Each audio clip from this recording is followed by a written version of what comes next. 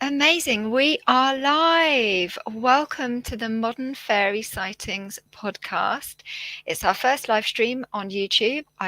We've had some interesting times just then setting it up, and I am so delighted to have with me the full Eerie Essex crew, Bethan and Ailsa.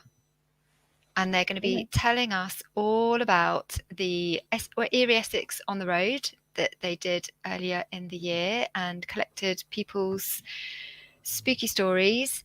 And then we are going to be treated to a seasonal tale, suitably creepy for the time of year, from the amazing Owen Staton, Time Between Times.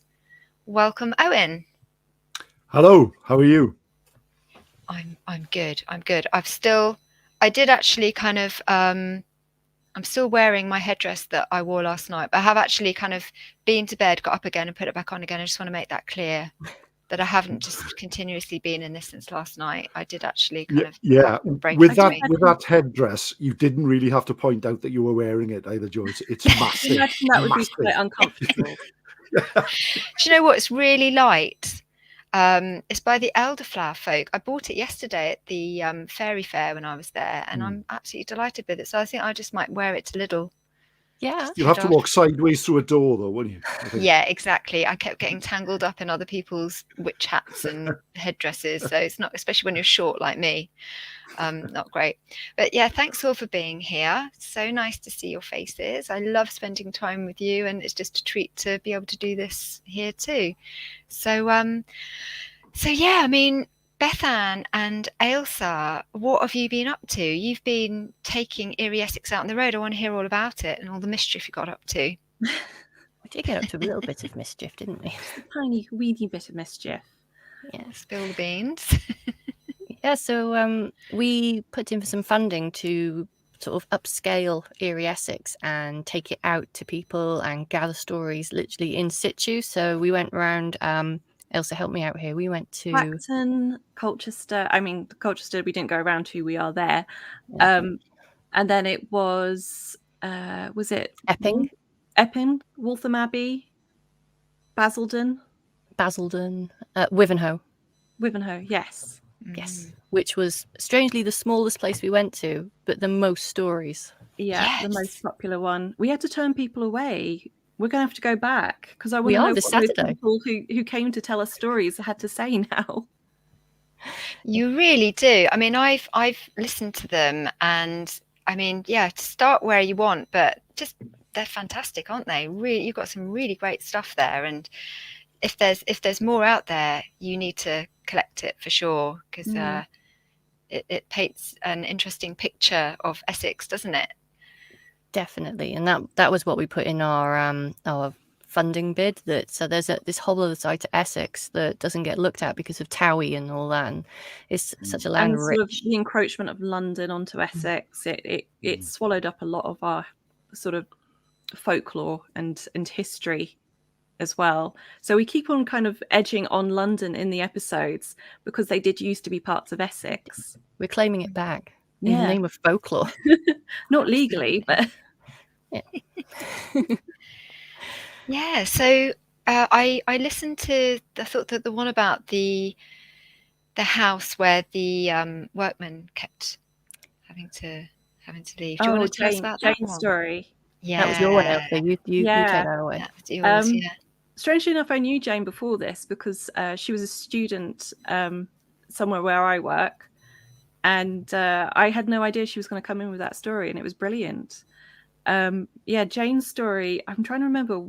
It was either set in Little or Great Maplestead, and there was definitely something there.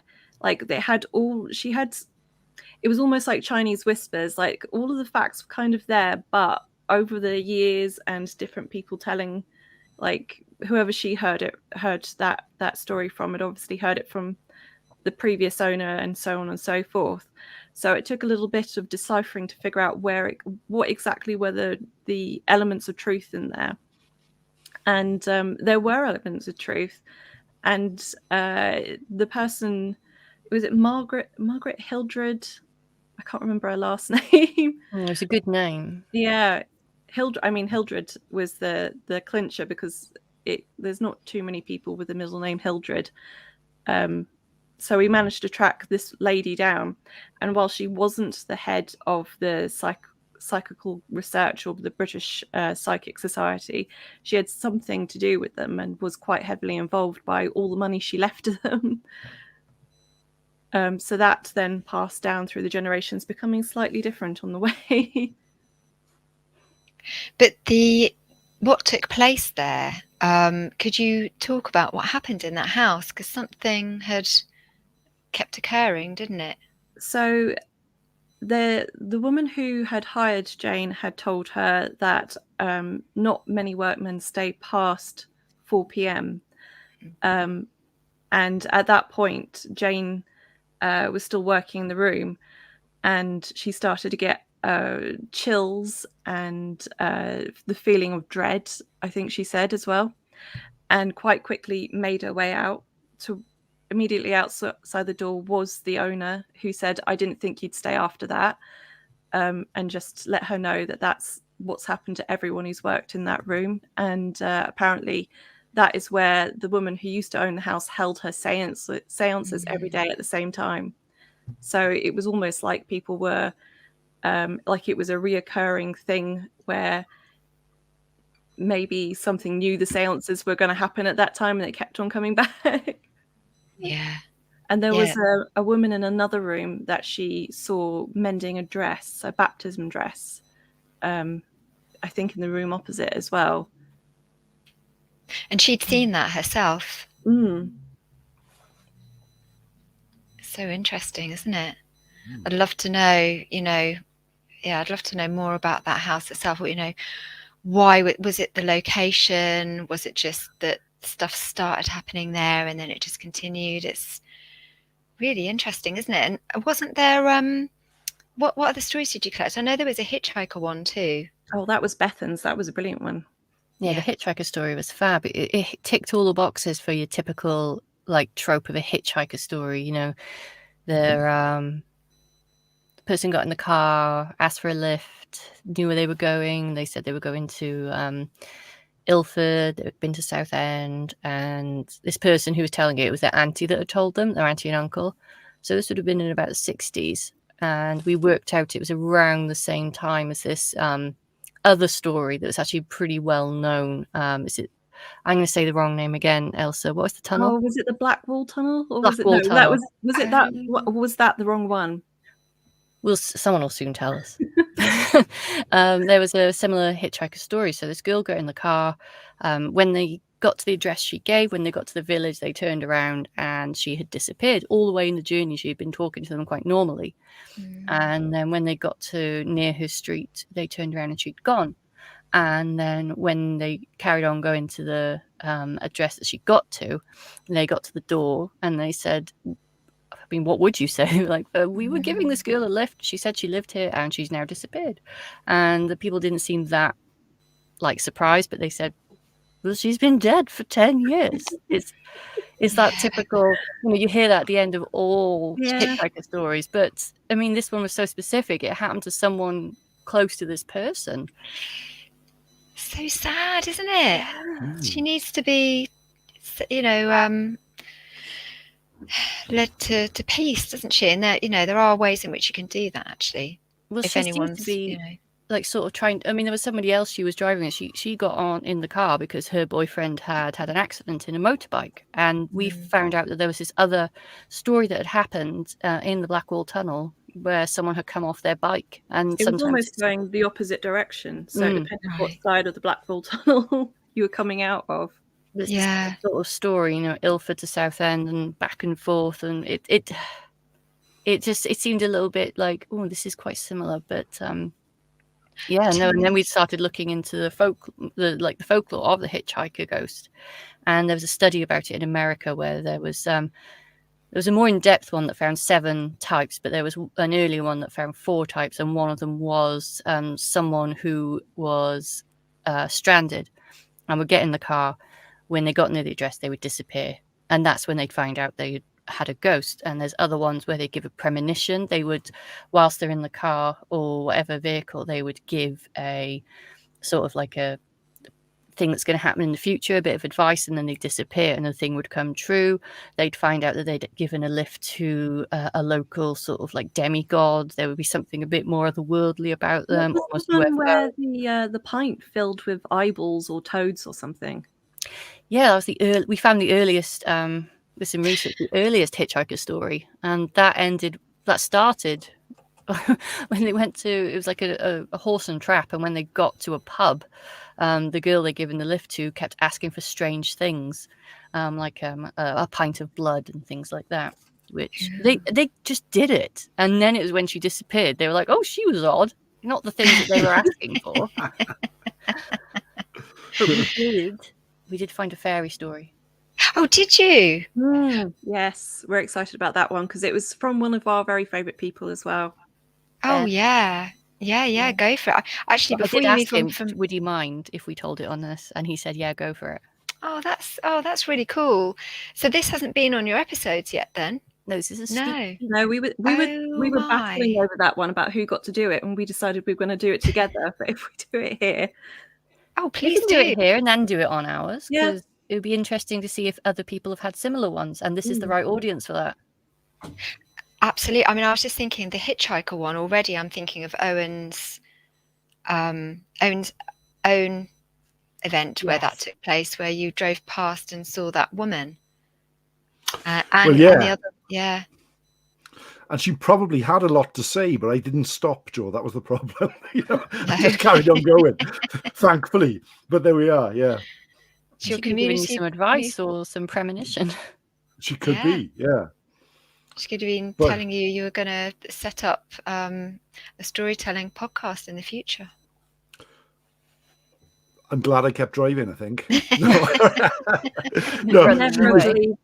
was absolutely terrifying. That's why I sort of didn't stop. So, but yeah, I can still see her face. I keep going on about this, but yeah, I'm Hitchhiking Ghosts. I got a bit of a thing for, because I don't like the idea, especially a ghost in the back seat. You know, all these, whenever you see it on Hollywood or you see on television, they always sit in the back, even if the front is free for some reason. Yeah. They sit in the back, and then you look in the mirror and you can't see them, or you can see them in the back, you can't see them in the mirror.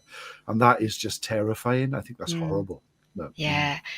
I mean, I'm sure I'm not the only one. If I've been out somewhere with the car and then I get in it late at night, does anyone else do this? You actually go and check if there's anything in the back. I have done that before, where I've been maybe in the middle of nowhere and I'm going to go home and I just think, I have to actually go out and just check that there's nothing in the back of the car before I drive off. Well, they tell you to do that at gas stations, don't they? Right. Especially if you're on your own. I only have a 4-door, so nothing's getting in there without me knowing about it. Well, that's even worse. You got to put the seat down to get the ghost in. Yeah. That's terrible, isn't it? Yeah, it's awful. If I came back to the car and the seat was down, I'd probably be like, someone got in the back without me knowing. So yeah, please tell us the fairy story then. I'm going to get myself comfortable for this. I've got my blanket here because it's a bit chilly. Well, this was told to us by Ben Pate, who's the curator at Colchester Castle Museum. And we recorded this in the dungeon, or the prison, but dungeon sounds a bit more spooky. So we set up a recording station. Tell me more about the dungeon. That's great, yeah. Sorry, carry on. Did you want to hear about the dungeon?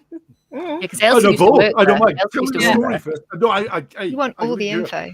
I love the dungeon. I listened to the episode where you talked to him about the said dungeon. It was great.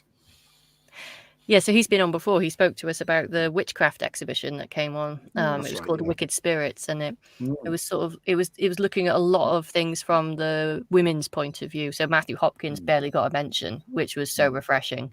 We are not big fans of Matthew Hopkins, and so he started telling us his story, and he didn't seem sort of like reticent, but I think we've spoken about this before. Ghosts and UFOs, people are a little bit more giving in talking about it, but fairy still has that I wonder if you'll laugh at me sort of feel. Obviously not this audience, this is the perfect place to tell the story. But he said that when he was younger. This was in Upminster, I think. I listened to this just before I came on, just to make sure. He used to live in a house when he was little that backed onto these woods, and his bedroom faced the woods, and there was a little path that would go into the woods, and it was quite magical and a lovely place to grow up. And there was one night where he was having trouble falling asleep. He was wide awake, and he saw this light go past the window, and in his brain he thought, oh, that's a car going past. And then it dawned on him, but there is no cars. My bedroom window faces the woods. And so he looked over and he saw these small grey figures walking along the curtain pole and then climbing down the curtain pole and walking towards him. And he said that in his childlike brain, he sort of very quickly thought, oh, maybe they're coming to get me. Maybe I'll tuck myself under the covers. Oh, no, maybe they want to challenge. Maybe I won't, but maybe they don't want to challenge. So he thought very quickly, I'll put one arm out of the cover and one arm in, and then whatever they want, I can have a fight. Yeah. But he then talks about it would happen again, and he would have this feeling of them wanting to take him away. And that was the main time he saw them. Mm-hmm. But I think we mentioned at the time in the thing, it's if he hadn't have said fairy and he said grey figures were coming towards him and he thought they were going to take him away, and we find this a lot, you might think alien abduction.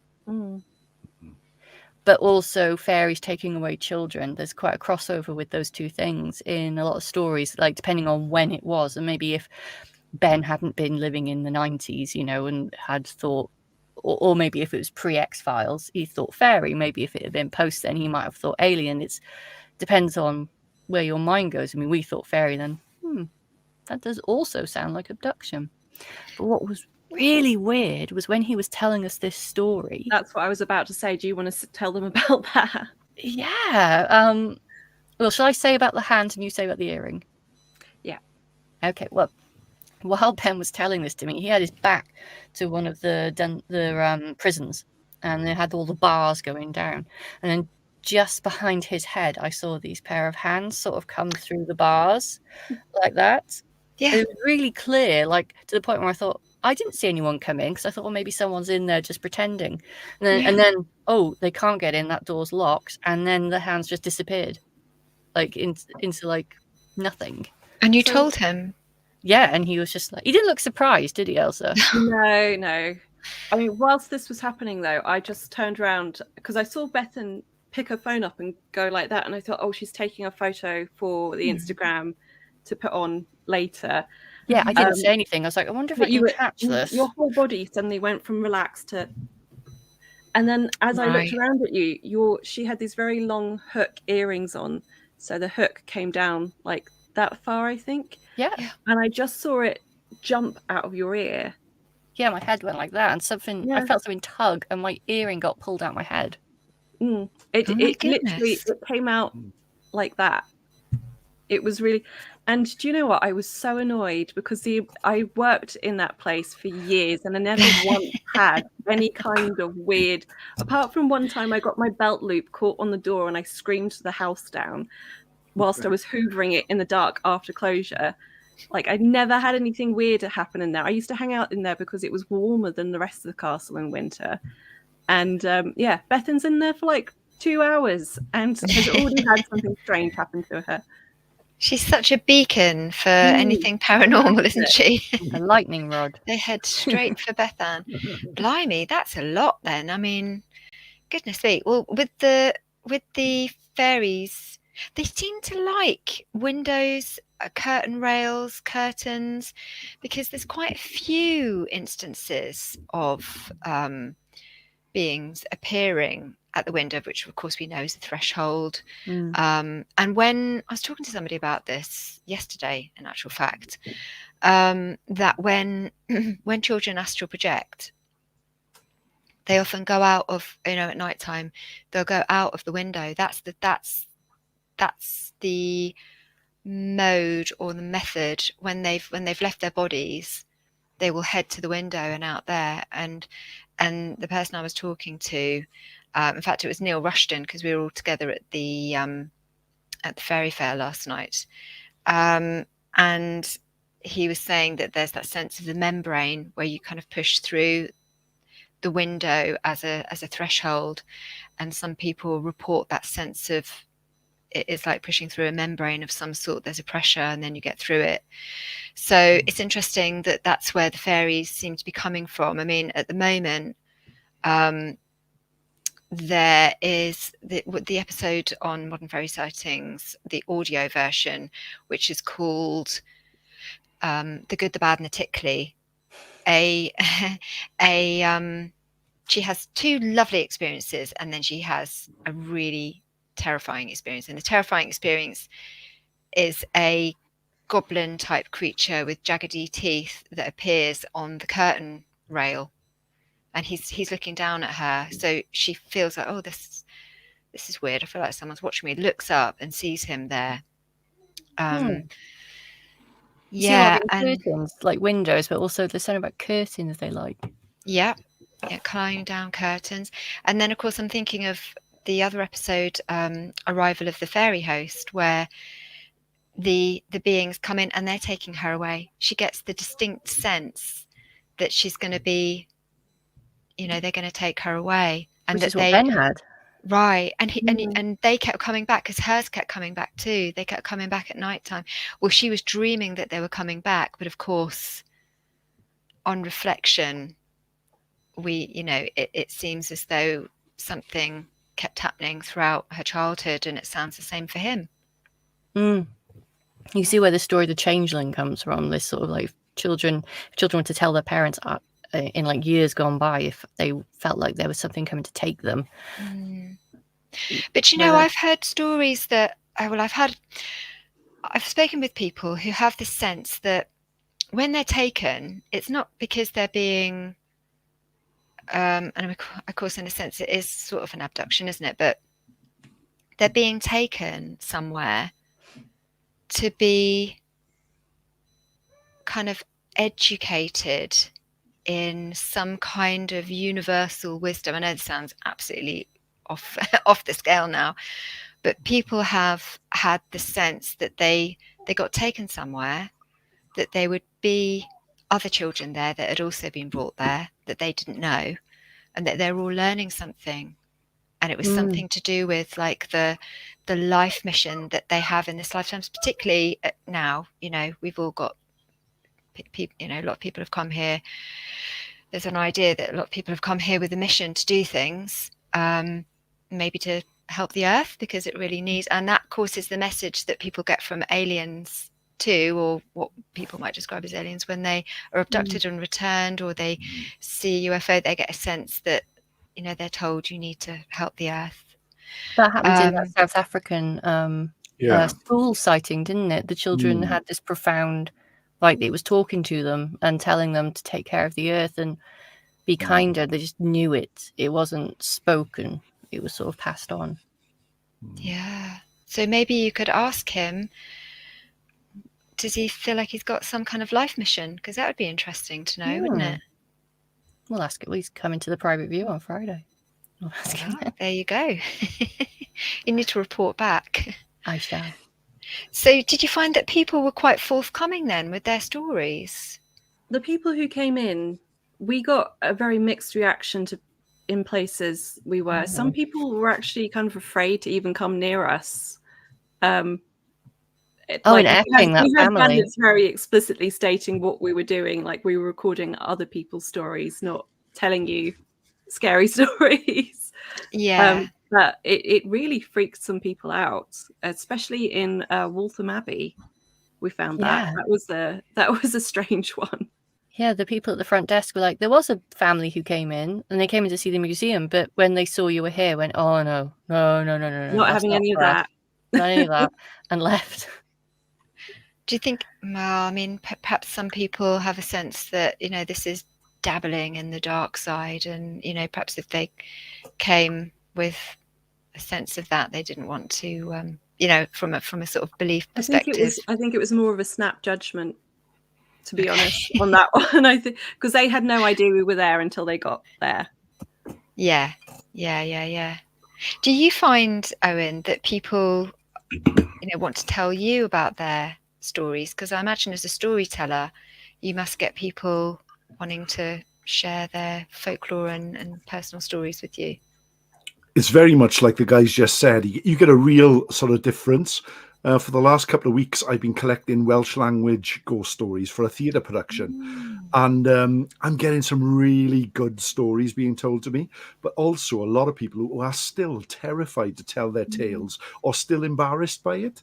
And the biggest thing, I think, is trying to coax the story out of people, really, which is the big thing I find, because people tend to get whether it's a Welsh thing, but I get people are very sort of embarrassed about telling the story. They think you're going to judge them, and that is the big thing, isn't it? It's like how you're going to laugh at them, or you're just going to think that they're silly or whatever. But once you get over that and you gain the trust, I find people want to tell their stories. And all of us here, I'm sure, would say you'll be amazed how many people have a story.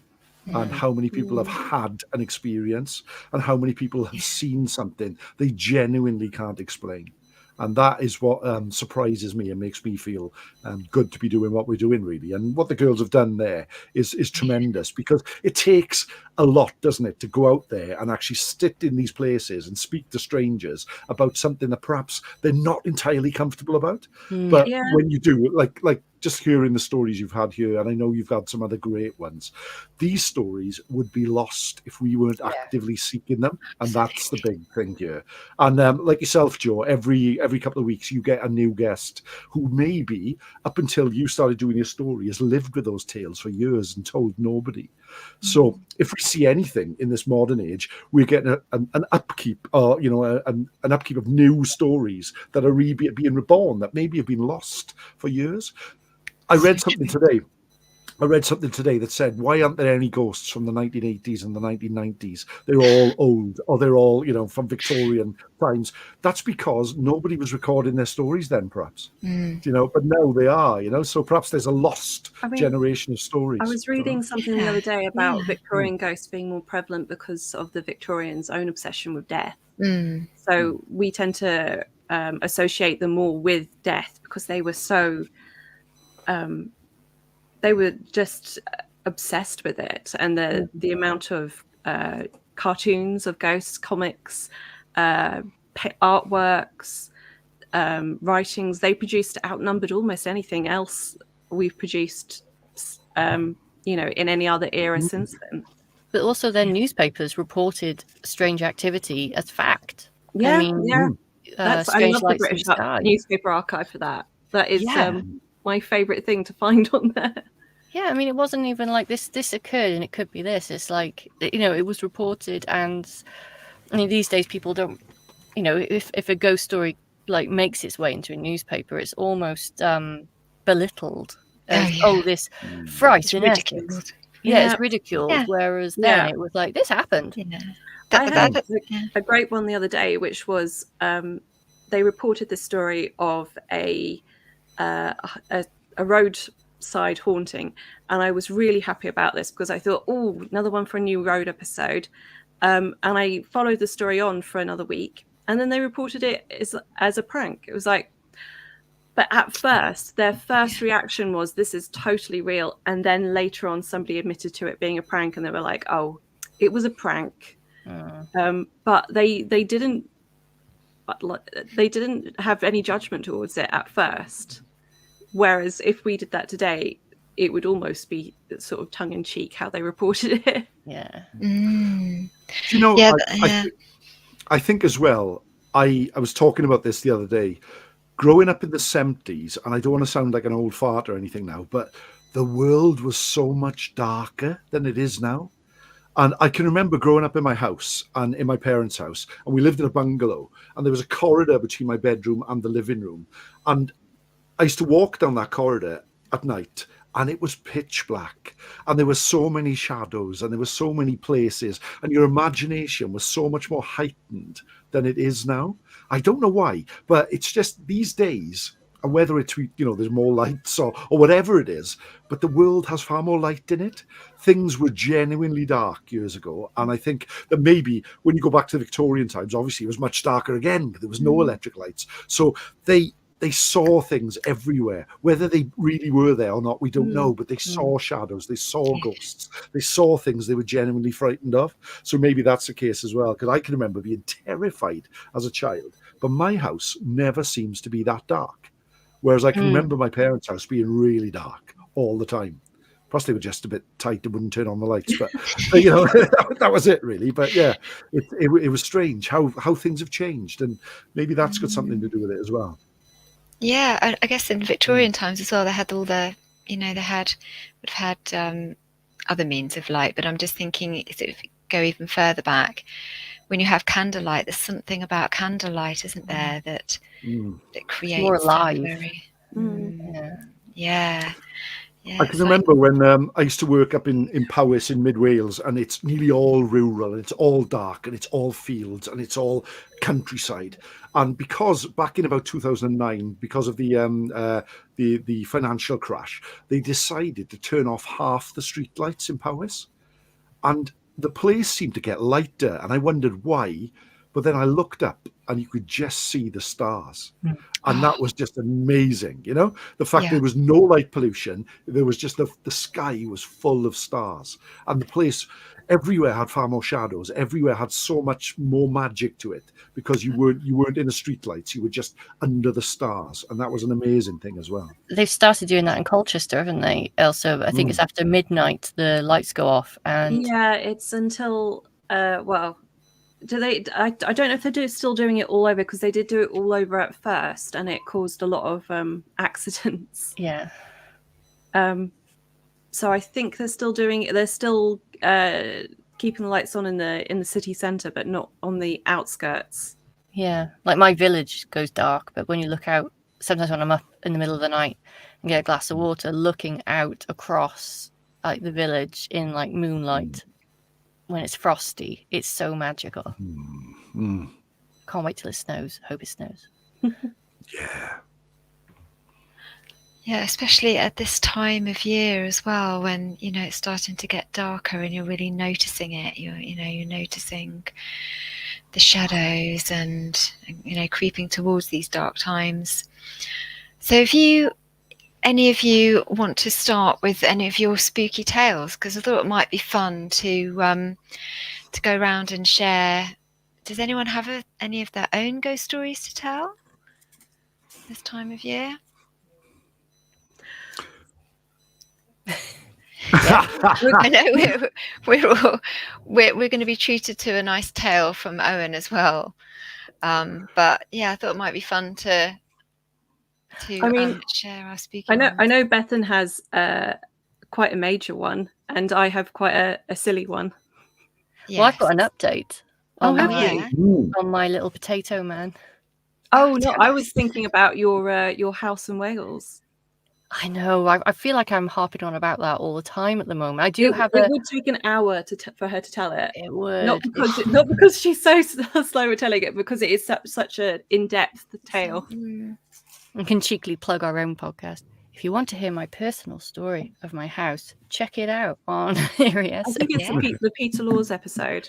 It is on the Peter Laws episode, yeah. Well, it's 2 episodes, isn't it? It's an excellent couple of episodes. I really enjoyed that. So I do have an old family story. Oh yeah, go for it. Okay. So this happened up north, in the street where my mum grew up. It was a terraced house in Warrington, and there was one house at the end of the terrace that always had a lot of activity. Families would not stay there long, but activity particularly seemed a lot more like horrific if somebody moved in called Sarah. It was always, anything was centered around Sarah, and for some reason this house did attract a lot of families who had a Sarah in there. And like all the neighbors would look out for this and be like, put off people. It's like saying like really horrible things happen to people, but like if there's a Sarah, you might not want to move in. I think the estate agents got quite annoyed at them. But there was one family that moved in, and my auntie tried to put them off moving in, but they insisted on moving in. They lasted one night. You might argue that maybe my auntie primed them. But they they didn't tell the children, obviously. They only told the parents, and they thought it was a load of hogwash. So the parents had the children running in the middle of the night saying they didn't like the man standing at the bottom of their bed. He frightened them. So my family found them sat outside on the doorstep waiting for a taxi to take them away. But that was ages ago. And then there was one particular family that moved in that didn't end well. And my great auntie, lived a couple of doors down from this house.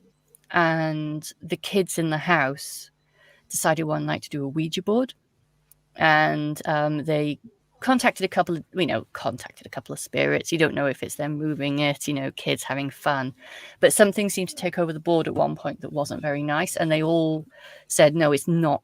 They all took the hand off at one point. It was like still moving, sort of thing, and it spelt out something pretty horrific. And they said, "What do you want?" And it said Sarah, and there was a Sarah there at the time. Oh, no. And they went and they ran screaming out the house and went to my great aunt's house, and she told them to stop playing it. You need to stop playing that board. There's something, and she then told them about, there's something not very nice and everything. And then about a month or two later, they were playing out in the garden. Now the garden's backed onto a railway embankment, and they were playing in the back garden, and for some unknown reason, the girl called Sarah stood up in like a trance-like state, walked up the embankment, and just walked under a train. Oh no! And they don't know why. There was no. What the hell? It was pretty horrible. And when they look back at I've done some digging into the area, and that particular house was built on farmland, that whole street. But their garden was in, and where the embankment was, an old barn. And through research, we found that there was the farmer's daughter fell in love with someone who the father didn't approve of. And he, I don't know what happened to the guy, but in like her grief, she completed suicide in the barn. Oh God! But then but then the father didn't know, and then he set fire to the barn because he thought the boy was in there. So it was a whole horrific mess. But it left such a scar on that landscape. But after that Sarah died, nothing happened. Oh God, this is awful. Oh no. I know. So that was, that was one of those stories that it was the first, because I always heard my mum, my aunties, my grandmother talking about it in hushed tones in the other room. And it felt like when they included me in that, I felt like I'd become an adult, because it was the story that was shared amongst the aunties and the women of the family. And it was like I was invited in to hear this horrific story. But I don't know how much of it is true, I'll be honest. But that did happen to that girl in that barn, and there is a long history of bad things in that house. So that is bad juju altogether. Very I just bad hope juju. I hope somebody is able to help her, move her soul on. There is a tip I can share that is one really good way to help lost souls like that, or whatever they are. We don't know, do we?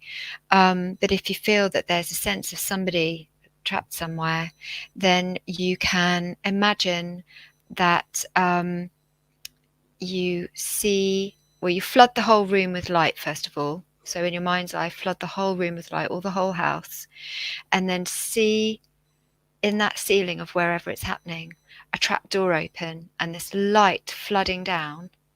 And then you can say in your own way, in your own intention, to ask that being to go to the light and to be reunited with their loved ones, and to go back to oneness again. Because it's just awful to think that whatever happens, we don't know, but to think that suffering might continue like that is unbearable, isn't it? I think they have since blessed the house, and since that happened, nothing has happened again. But it's just one of those, it passes on through generations, that story. This happened about 60 years ago. Going back. here I am telling you the story. And I Yeah. probably mixed up some details. My mum mixed up some details, so it's probably changed over the years, but it's become a folklore. Yeah, I wonder, if there is still any folklore surrounding it now, and whether people are still, there with that story. Phew, that's a really, really awful tale, isn't it? Sorry, And I really brought them. You wanted a horrible. these things, they do happen, don't they? I just want to say, by the way, I've just in my wisdom found the comments tab. This is because it's my first time doing this, and there's a few folks there. I don't know if you can see this as well, but there's Leaf, hello Leaf, and Cat Mother, and Zigo, who said that the power and presence linger after seance. And Debbie, Bumblebee, and Aaron. Hello, Aaron. Hey, Aaron. And I hope Zach was able. Maybe that's Zigo. I hope he's able to get back on. Thank you very much for being here, you folks. Who wants to go next? Ailsa, did you want to tell you off? I think we need a funny story after that. Oh my God! I find it really funny. Now, at the time, it was not so funny. But I call this the Noodle Arms Lollipop Lady story. The Eldritch Horror story. That's what Bethan calls it. Cthulhu. So I used to have really, really bad insomnia when I think it was either when I was, because I have it on and off. So I think this time it was either when I was just in college, or possibly it was just after I returned from uni. But I was in my room at my parents' house, and it gets so hot in there during summer that you can't, it's blistering, and the whole house creaks. It's not an old house, it's like 1970. So, but you can't get past anywhere on the corridor without the whole house waking up with creaks. So the only option to cool down is to sit on the window ledge. But I also hate moths, so I can't have the window open, and it's the middle of the countryside. So all I can do is like lean on the window and kind of press my face to it to keep me cold, with like a tiny little bit of window open so the moths don't get me. So I was doing this one night because it was hot. I couldn't sleep. I don't think I'd slept for about 2.5, 3 days going on. And I was looking out the window. And quite often I used to see things like cats and foxes going past. But this night I saw something else, and it didn't quite seem clear at first. It was kind of fuzzy. And then as I was looking at it, it got clearer and clearer until I realized it was somebody sort of looking. It looked like a lollipop lady with a sign in their hand. Mm. And I kept on staring at it and thinking, well, this is a cul-de-sac. And it's the middle of the night. This is really odd. This person shouldn't be there. It's also very far into the country, and there's no schools around. So it was really, but my brain was addled at this point. And I just kept staring at them, and they were looking at somebody's car that was parked on the street, and it was a vintage car. And as I kept on looking at them, their arms just seemed to, except for the one holding the sign, which just seemed to like drop and then just keep expanding. They just became like noodles, like stretching all over the place. And I remember very clearly it going along and then down off the pavement, and then keeping going. And I think at that point, I was like, okay, this definitely should not be happening. I've either gone mad or something really wrong is happening outside. So despite how boiling it was, I jumped back into my bed, put my duvet over my head, and just stayed there until it was light outside. That is scary. I'm just thinking of those arms. It reminds me of something like Mr. Tickle.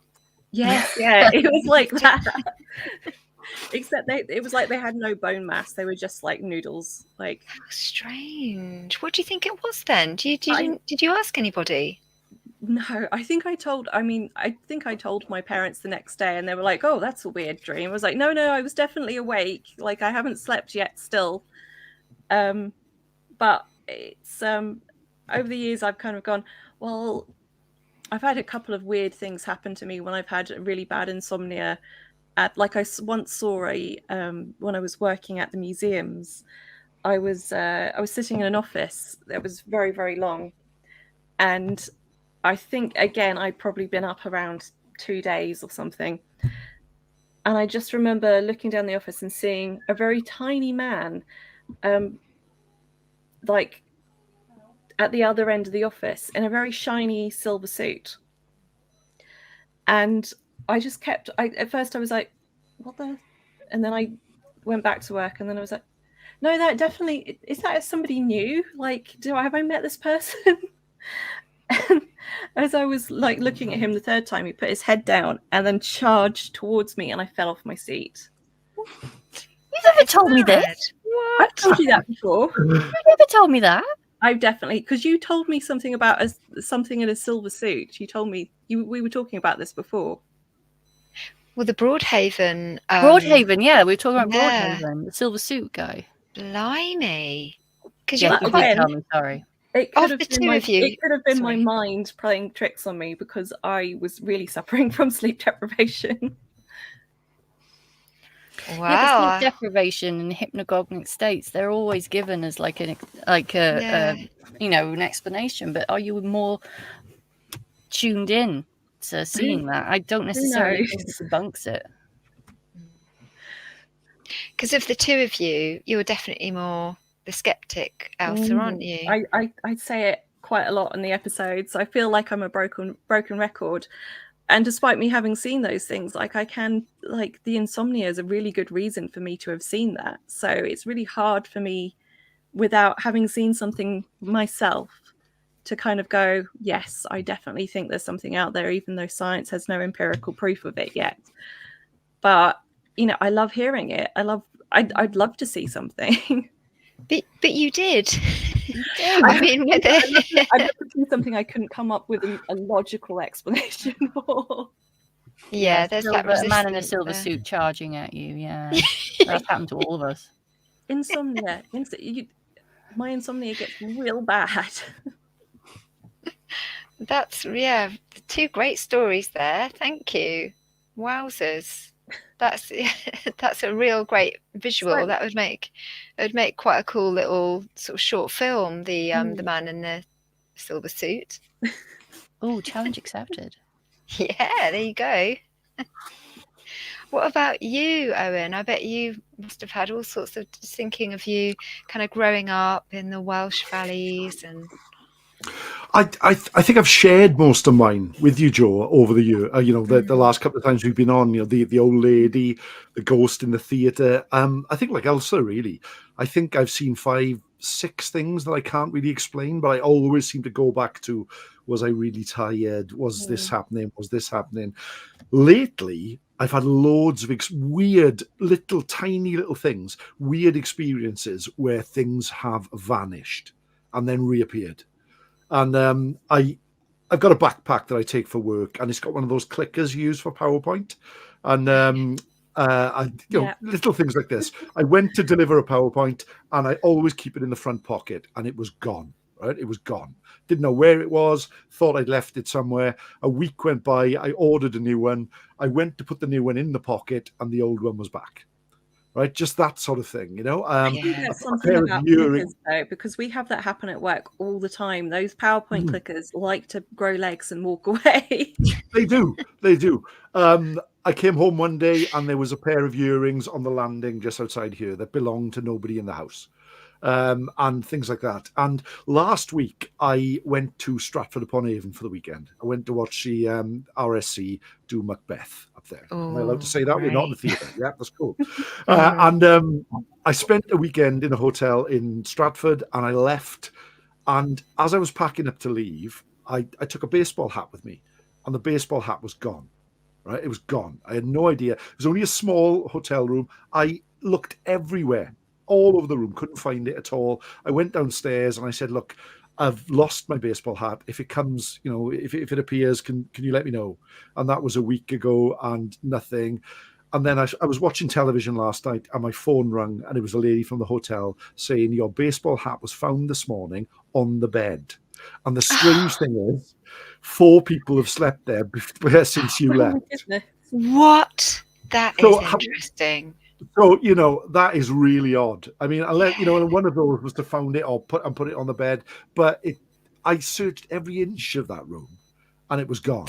And now it's back and it's winging its way through the post to back here. Next time you speak to me, I'll be wearing the magic baseball hat, right? So that's it. Did you So look on the ceiling? Was there like a little, creature on the ceiling with your hat? And that's the only place you didn't look. And then at some point, sort of 4 days I'm later, terrified now. just to leave you with that little imagery. Yeah, that's right. Oh, yeah. Some gremlin. But my little potato man does that to me. Things will apport around the house. It even followed me to work. Yeah. And the person in the office next to me had some, because we keep all the keys to all the university in my office. And we know where all the keys are all times. But there was this bunch of keys that just appeared in the middle of the room and dropped on the floor. Wow. And we were all like, hello.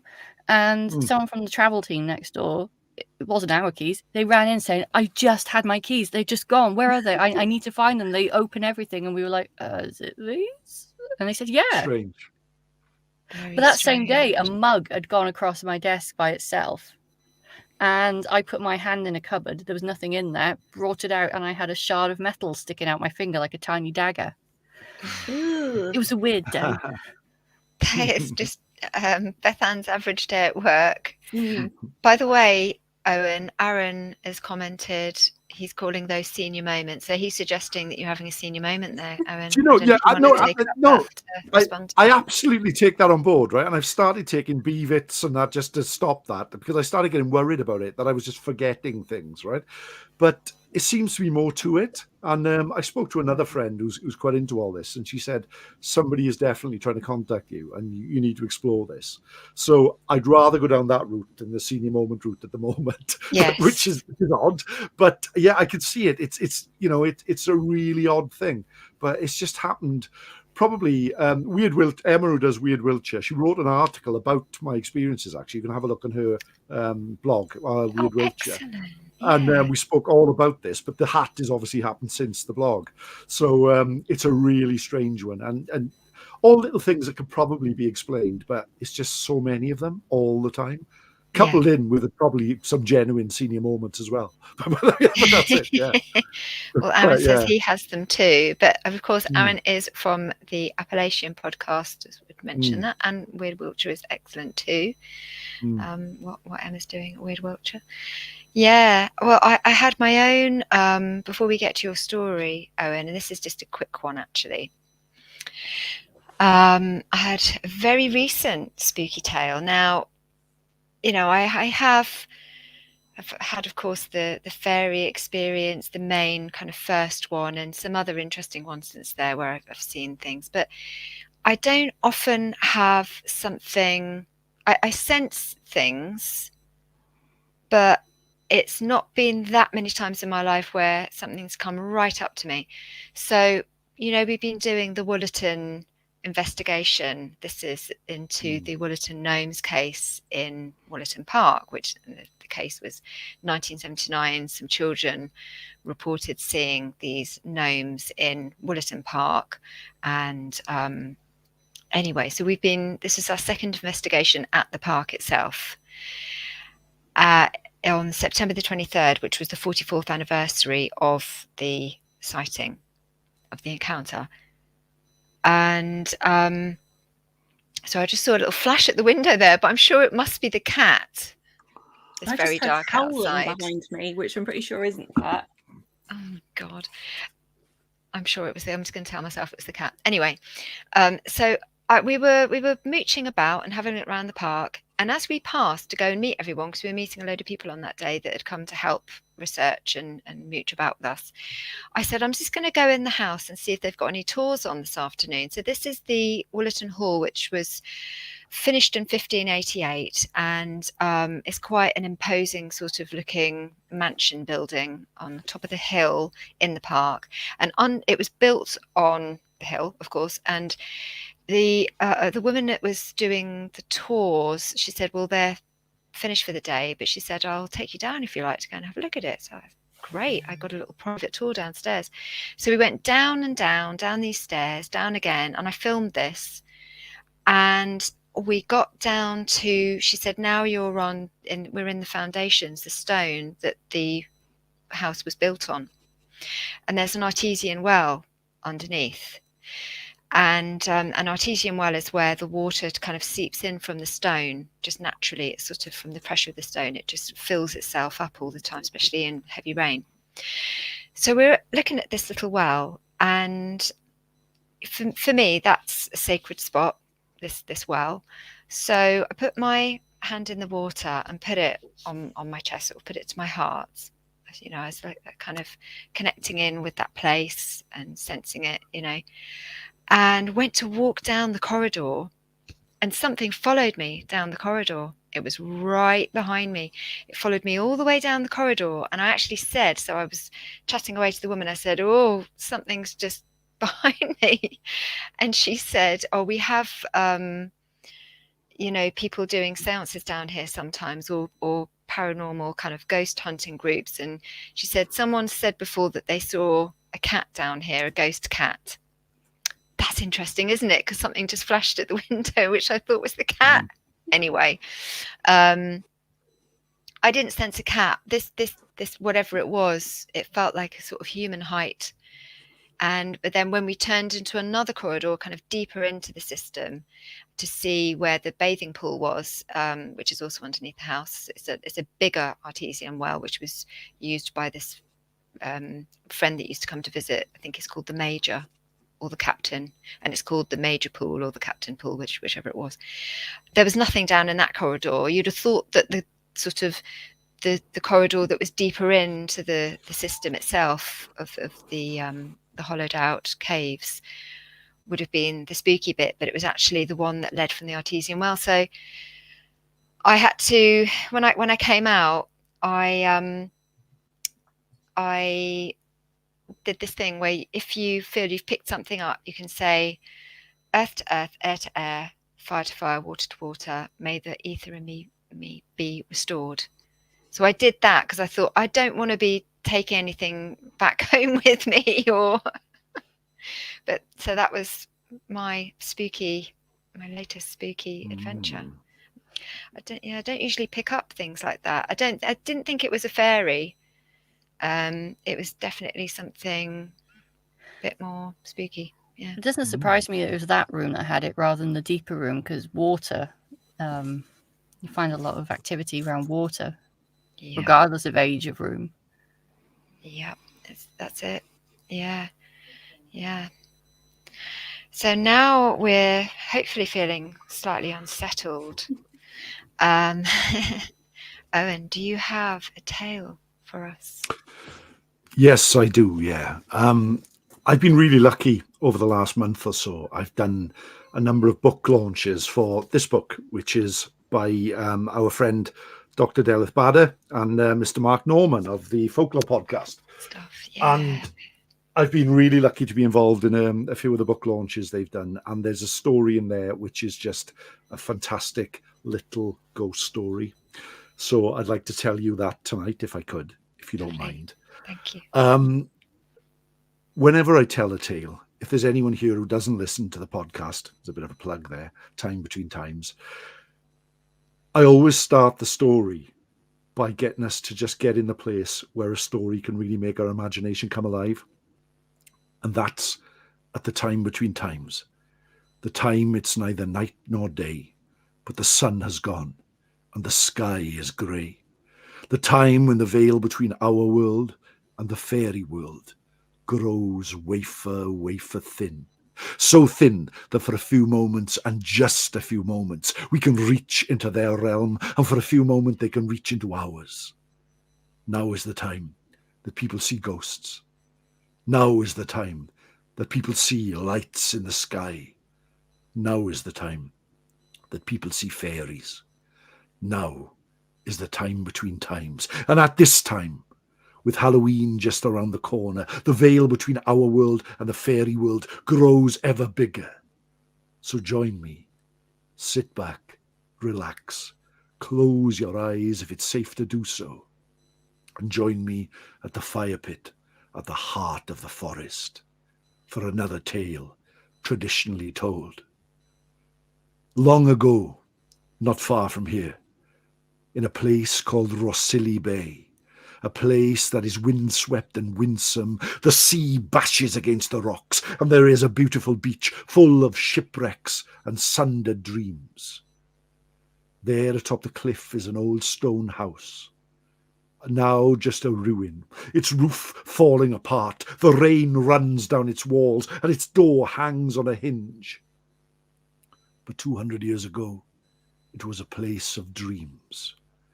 And there came Lowry and her husband Henry to start a family and make this a place they could call home.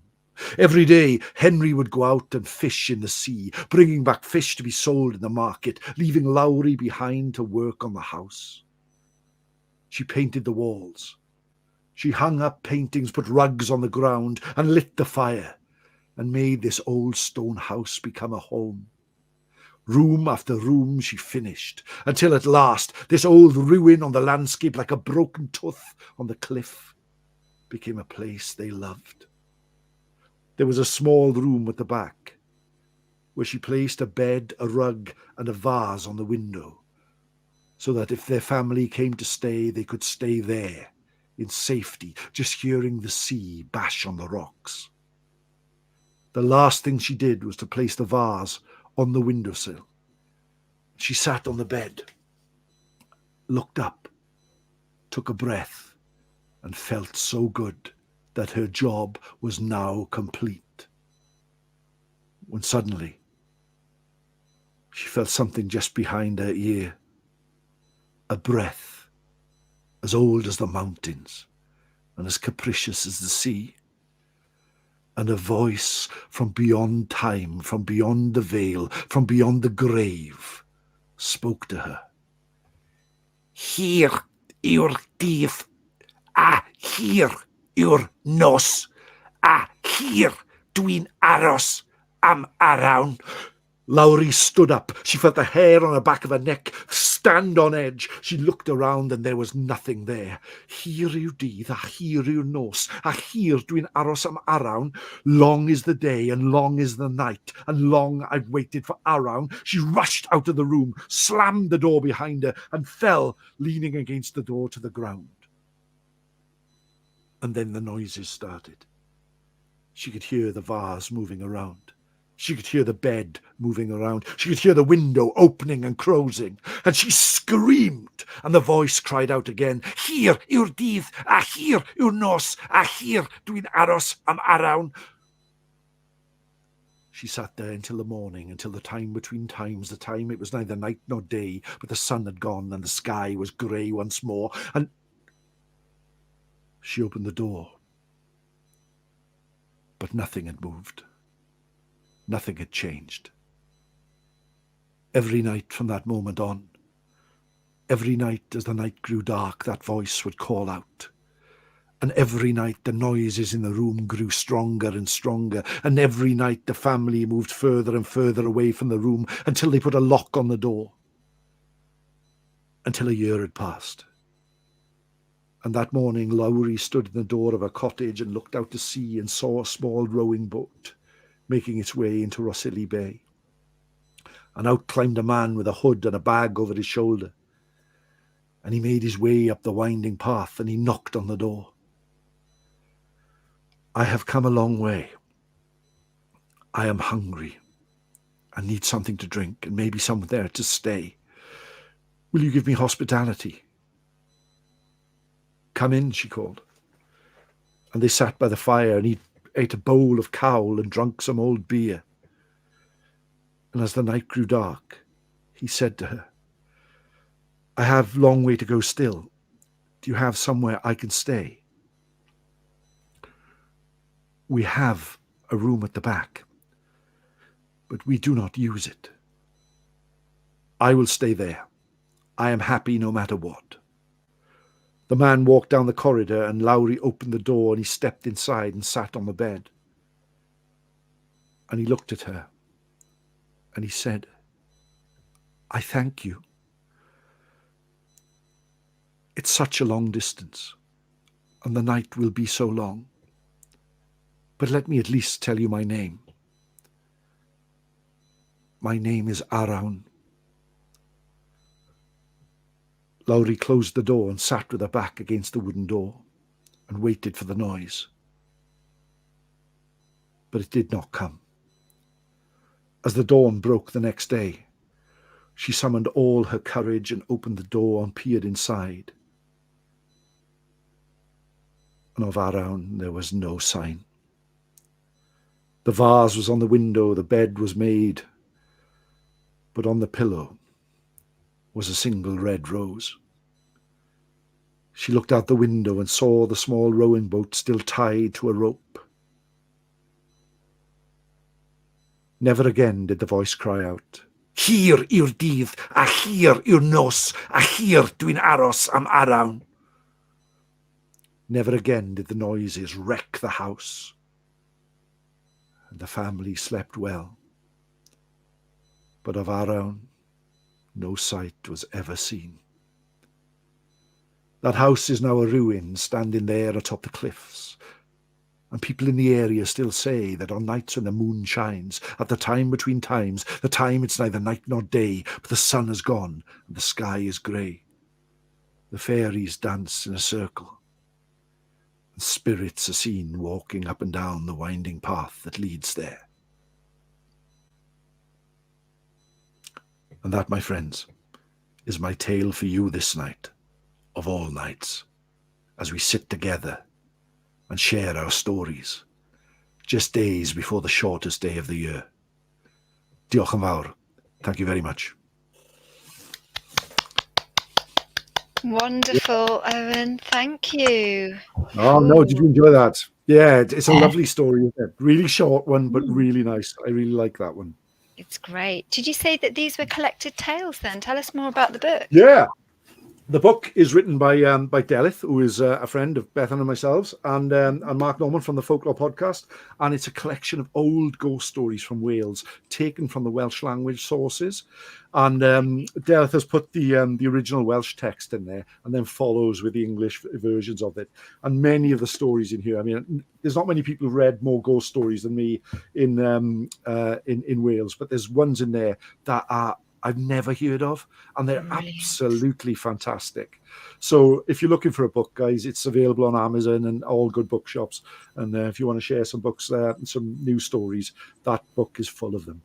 That is wonderful, because a lot of these tales, I mean, a bit like the Dukas collection, the Irish collected storytell folklore collection, you know, there are grains of clues in there in these tales. And so, you know, people like us, we hear people's extraordinary tales, spooky tales, and then sometimes, as you say, when you've heard these old collected stories that you've never heard before, you think, okay, there's a bit of a resonance here. Maybe it's a place of, you know, a water place, or maybe it's some words that are spoken, and, you know, it starts to help you to understand some of the stories that we collect. That's wonderful. Yeah. And what's really interesting about that story, here yw dydd, a here yw'r nos, a here dwi'n aros am Arawn. Long is the day, long is the night, long I've waited for Arawn. Arawn, in Welsh mythology, is the king of the underworld. So there's a link to the fairies there as well, you know. So who was that guy? Who, you know, with that name? So it's interesting, isn't it? That is great. Thank you so much. No problem. Yes, I'm feeling very sort of attuned to the season now. I feel like we've come and gathered and welcomed the spooky season in tonight. And thank you very much, all of you, again, for joining me. And do you just want to remind people of where they can find you, your podcasts, and what you've got coming up lately? Do you want to start, Owen? Yes, certainly. I am the host of Time Between Times podcast, which is a storytelling podcast. Every week I release a new Welsh tale told in a mindful way so that we can all get into the awakening our imagination. But I am also the co-host of Spectre of the Sea, which I do with Bethan, just who's as I'm looking at it, sat below me. And Bethan and I do a docudrama about the ghosts and myths of the Welsh coast, which is something you can check out as well. Which so it's Time Between Times and Spectre of the Sea. Both fantastic podcasts, absolutely fantastic podcasts. Thank you. And yeah, Bethan and Ailsa. Yeah, I mean, you can find me with Owen because he's above me in this. I don't know if it's the same on YouTube. Tickle, tickle, tickle. Yeah, we do Spectre of the Sea, and me and Ailsa do Eerie Essex together. Ailsa, do you want to tell me about Eerie? Eerie Essex is a podcast that looks at the ghost stories, folklore, weird history, strange sightings, cryptids, anything we can find that's at all unsettling in Essex. It's our attempt to kind of romanticize the country, which has been sorely lacking in that kind of area, with sort of the Great London swallowing and the existence of Towie. Yeah.